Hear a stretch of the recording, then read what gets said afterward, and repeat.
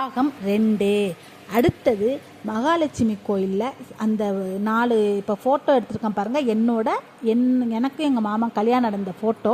இதுக்கு முன்னாடி என்ன நடந்துச்சு அப்படின்னா, அந்த மாதிரி கோயிலில் சாவியை எங்கள்கிட்ட கொடுத்தாங்க. 4 சுவர் எழுப்பி திட்ட கட்டினபடி மேலே லட்சுமி அந்த சிலையை வச்சபடி சாவி இருந்துச்சு. கோயில் மட்டும் வரணும்.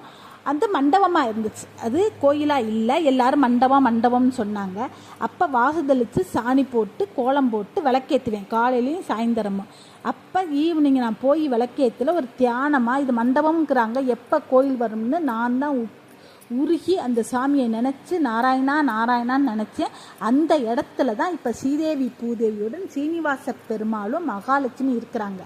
ஆனால் மகாலட்சுமி நாராயணான்னு நினச்சதுக்கு சந்தோஷமாக மகாலட்சுமி நாராயணன் வந்துட்டார். மகாலட்சுமி நாராயணன் வரப்போகிறாருன்னு தெரியவும், நான் சொன்ன மாதிரி நம்ம மனசில் நினச்சி வந்துருச்சேன்னு எனக்கு மிகப்பெரிய